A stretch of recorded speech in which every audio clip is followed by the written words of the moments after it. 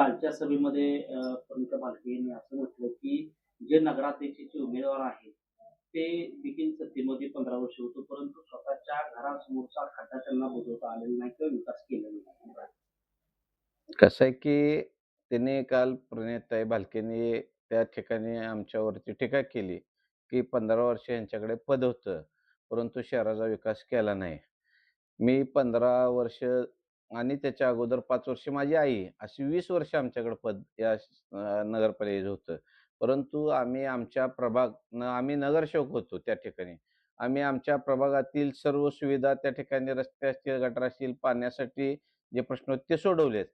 त्यानंतर मी गेल्या टर्ममध्ये जिल्हा नियोजन समितीवरती जिल्ह्यातून निवडून आलो. त्यानंतर मी शहरामध्ये मोठ्या प्रमाणात विकास निधी आणला. शहरात शाळेचे जे काही प्रश्न असतील ते मार्गी लावण्याचा प्रयत्न केला. शाळेसाठी सर्व शाळांना ई-लर्निंग सुविधा केली. त्यानंतर इंग्लिश स्कूल येथे इलेक्ट्रिक प्रवास उभारले, गार्डनला निधी आणला. सर्व रस्ते असतील, गटार असतील, स्मशानभूमी सुशोभीकरणासाठी निधी आणला.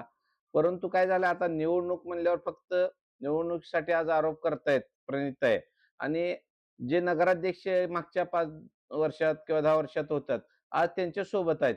खरं तर हा प्रश्न त्यांना विचारायला हवा होता त्यांनी, की त्यांच्यासोबत स्टेजवरती आज ते नगराध्यक्ष बसतात. आम्ही तर नगरसेवक होतो, तरी आम्ही शहराचा विकास करण्यासाठी जेवढं आम्हाला जमतं तेवढा विकास केलेला आहे. आणि दुसरी गोष्ट ते पूर्णपणे स्वतः विसरलेले आहेत, की स्वर्गीय आमदार भारतनाना भालके या मतदारसंघात 12 वर्ष आमदार होते. त्यावेळी या शहराच्या विकासासंदर्भात भगीरथदादा भालके आणि प्रणिताताई भालके यांना काय सुचलं नाही का त्या 12 वर्षाच्या काळात? आत्ताच कसा मंगळवेढा शहराच्या विकासाचा पुळका त्यांना आला.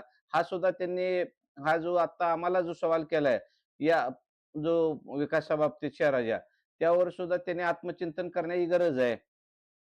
सातत्यानं गाळ्याचा पण काहीतरी प्रश्न सातत्यानं समोर येतो, की काय प्रकरण आहे? आता कसं आहे, की मार्केट समिती, बाजार समिती आहे ते त्यांच्या बबनराव अवताडे यांच्या मुलाचे सुशील अवताडे तिथं ते सभापती आहेत. तो विषय म्हणजे गेल्या 6 महिने, वर्ष 2 वर्षापासून आमच्या कानावरती शहरवासियांच्या आहे. मी सुद्धा परवा ते गाळेधारक माझ्याकडे आल्यावर आम्ही मुख्यमंत्री साहेबांची भेट घेतली आमदार साहेबांसोबत. असा त्या ठिकाणचा प्रकार आहे, की पाठीमागे ज्यावेळी मार्केट रेट कमी होते, त्यावेळी त्या गाळ्याशीनला बाजारभावानुसार भाडे कमी होतं. आता अचानकपणे त्या गाळेधारकांना 1800 वरून 5900 भाडे वाढ केलेली आहे. 5900 केले. खरं पाहिलं तर त्या भागात व्यवसाय चालत नाहीत. त्यांचे भाडे सुद्धा निकिती नाही.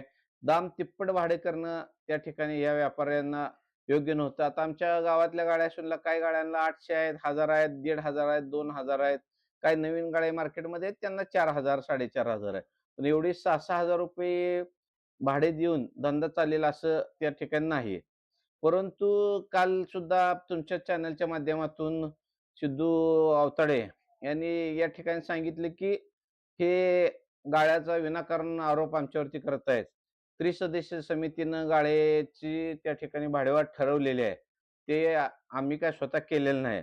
परंतु मग गाळेधारकांना एक न्याय व स्वतःला एक न्याय हे सुद्धा त्यांनी तपासण्याची गरज आहे. आज आपण पाहतोय त्या गाळेधारकांचा गाळा आहे साधारणपणे 180 स्क्वेअर फुटाचा. त्यांना 6,000 भाडं आणि आज त्यांचं सिद्धेश्वर अवताडे यांचं एक ऑफिस त्या ठिकाणी आहे. त्याचा सुद्धा त्यांना सुद्धा तोच न्याय पाहिजे होता आणि त्या सभापती सुशील अवताडे या नावावरती तिथं ऑफिस मार्केट यार्ड गाळ्याला चिटकून त्या 878 स्क्वेअर फुटाचं ऑफिस आहे आणि गाळेधारकांना करार 9 वर्षाचा केला जातो. त्यांना सुशील अवताडेंना त्या जागा 878 स्क्वेअर फूट आहे 99 वर्षाच्या करारावर दिली. आणि त्याचं वार्षिक भाडं आहे साधारणपणे ₹878 म्हणजे दर महिन्याला ₹70च्या आसपास भाडं 878 स्क्वेअर फुटाला आज घेतायत. म्हणजे आज हा करार सुद्धा या ठिकाणी माझ्याकडे उपलब्ध आहे, की 99 वर्षाच्या करारावर 2114 सालापर्यंत त्यांना हा करार करून दिलेला आहे सुशील अवताडेंना. मग आम जनतेला, नागरिकाला, व्यापाऱ्यांना एक न्याय आणि तुम्हाला स्वतःला एक न्याय कशासाठी? म्हणजे ह्या पद्धतीनं तुम्ही संस्था चालवताय. मार्केट कमिटी तीच अवस्था, कृषी उद्योग संघाचे गाळे आहेत, त्या ठिकाणी तीच अवस्था. तिथले गाळेधारक पूर्वीचे आता मला येऊन भेटतायत. शिर्के डॉक्टरांचं डिपॉझिट परत दिलं नाही, पडवळ डॉक्टरांचं दिलं नाही. अनेक त्या ठिकाणी व्यापारी आहेत, त्यांची डिपॉझिट परत दिली नाहीत. मग अशा पद्धतीने जर तुम्ही कारभार त्या संस्थेमध्ये करत असाल, तर मग आज तुम्ही जर नगरपालिकेच्या गाळेधारकांना काय न्याय देणार आहे? परत इथं पण हीच अवस्था राहणार आहे. म्हणून एका बाजूला जनता तुमच्या पाठीशी आज नाही. काल बघितलं असेल त्यांच्या सभेला गर्दी पाहिला 200-400 लोकं उपस्थित होते. परत बायका जमा करून त्या ठिकाणी गर्दी करण्याचा प्रयत्न केला. मग कुणाच्या पायाखालची वाळू सरकली आहे, ही तुम्हाला दिसून येते गर्दीवरून. कसं असतंय, हुकुमशाही म्हटलं तर आपण बघितलं ह्या जगामध्ये अनेक हुकुमशहाची काय अवस्था झाली आहे. हुकुमशाही काही जास्त दिवस चालत नसते. हे भारत देश हा डॉक्टर बाबासाहेब आंबेडकरांनी घालून दिलेलं संविधान आहे, लिहिलेलं संविधान आहे. त्यानुसार लोकशाहीनं चालणारा देश आहे. अन्याय जास्त दिवस लोकं सहन करत नसतात आणि लोकांना त्यांच्यावर अन्याय जरी सहन केला, तर एक माध्यम आहे लोकशाही. त्या माध्यमातून ते अन्यायाला वाचा फोडण्यासाठी काम करून अन्याय दूर करत असतात. सातत्यानं सभेमध्ये कालच्या सभेमध्ये परत एकदा तरी तो उच्चारला चंदू-मंगू याच्या संदर्भात काय मत आहे? कसं असतं, त्यांना खऱ्या अर्थानं आता बघितलं तुम्ही, परवा आमची सुद्धा संवाद मेळावा झाला. त्या ठिकाणी आदरणीय प्रशांत मालक असतील, आदरणीय आमदार समाधान दास असतील, ओमी असेल, आमच्या तिघांचंही भाषण जर तुम्ही ऐकलं असेल, त्यावरती आम्ही फक्त या शहरामध्ये आम्ही काय केलं आणि भविष्यात या शहरासाठी कोणत्या पद्धतीने विकास करणार आहे. या राज्याचे मुख्यमंत्री देवेंद्र फडणवीस साहेब असतील, उपमुख्यमंत्री एकनाथ शिंदे साहेब असतील, उपमुख्यमंत्री अजितदादा पवार साहेब असतील, यांच्या माध्यमातून या शहराचे जे काही प्रस्तावित प्रलंबित कामं आहेत, ते कशी आम्ही पूर्ण करणार हे आम्ही सभेमध्ये सांगत असतो. परंतु काही आता भगीरथ बालके काल बोलून गेले चंगू-मंगू. त्यानं काय फक्त लोकांची करमणूक होती. भगीरथ बालकेनं काल अख्ख्या त्यांच्या भाषणात एक तर ओळ शहराच्या विकासावर कुठली बोलली का? की आम्ही हे पॅनल शहराच्या विकासासाठी हे करणार आहे, ते करणार. लोकांची करमणूक करण्यासाठी चंगू-मंगू म्हणून चालते. मी पण आज सगळीकडे तुम्ही WhatsAppला बघताय. त्यांना पण नॉट रिचेबल म्हणतात. लोकांची करमणूक करण्यापुरते ते शब्द सभेमध्ये चांगले आहेत. तीर्थक्षेत्र विकास आघाडीची सभा कुठंतरी विकासापासून भरकटलेली आहे असं मत आहे. नाही, नाही. विषय कसा आहे, विकासावर त्यांनी काल तुम्ही सगळेच पत्रकार बांधव त्या ठिकाणी होता. कालचे ढोबळे सरांचं भाषण ऐकलं असेल.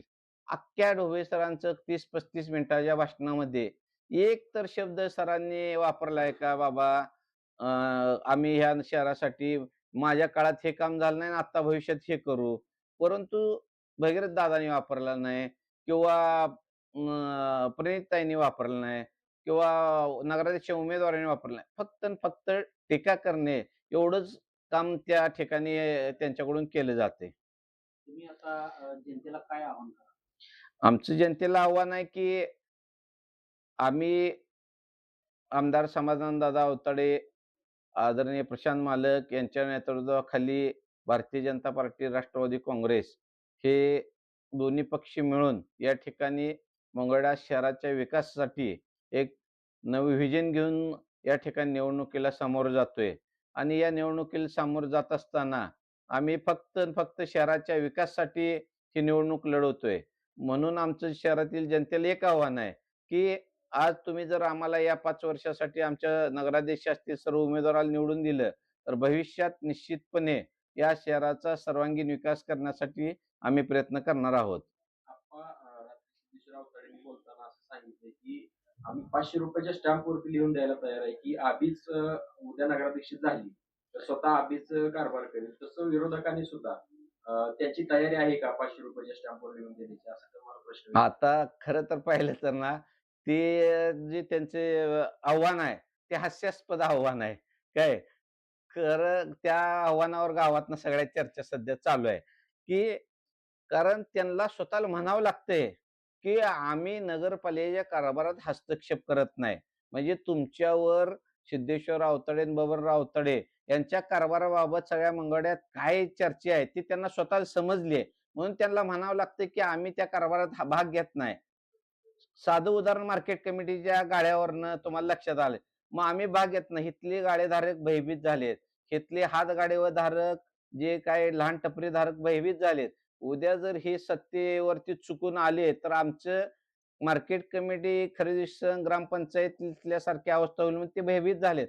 म्हणून आज त्यांनी हे चालू केले, की आम्ही खरं पाहिलं तर माझी मिसेस आज एम.कॉम बी.एड झालेली आहे. एक उच्च शिक्षिका आहे. ते स्वतः कारभार करायला सक्षम आहे आणि तुम्ही भविष्यात निश्चितपणे पाहचाल, की निश्चितपणे माझी मिसेस त्या मंगळवेढा शहरात नगराध्यक्ष म्हणून निश्चितपणे स्वतः एक उत्तम कारभार करेल. मी कुठल्याही प्रकारे तिच्या कारभारामध्ये हस्तक्षेप करणार नाही. आणि मला या माध्यमातून त्यांना पण अजून एक आवाहन करायचं आहे. अजून अर्ज काढायला 3 दिवस बाकी आहेत. आता त्यांनी कसं 500 स्टॅम्पवर जे काही लिहून देतो म्हणतायत. माझं पण आव्हान आहे. जे गाळेधारक आहेत मार्केट कमिटीचे, त्यांच्याबद्दल सहानुभूती दाखवावी त्यांनी. ज्या गाळेधारकाचं डिपॉझिट द्यायचं आहे त्यांनी दिलं पाहिजे. त्यांच्यावरचा अन्याय दूर केला पाहिजे. ज्या गाळेधारकांनी सील केले गाळे ताब्यात दिले पाहिजेत. आणि अजून काय शहरात जे तुम्ही कुजबूज ऐकून घेत असाल, की कोणाच्या जमिनी असतील, कोणाची घरं असतील, कोणाचं अजून काय असेल, ते त्यांनी जर 10 तारखेच्या आतमध्ये त्या लोकांना बोलवून जर माघारी दिलं, तर मी माझ्या बायकोचा अर्ज काढून त्यांना बिनविरोध करून द्यायला तयार आहे. आत्ता असं ₹500च्या स्टॅम्पवर मी तुमच्यासमोर लिहून देतो.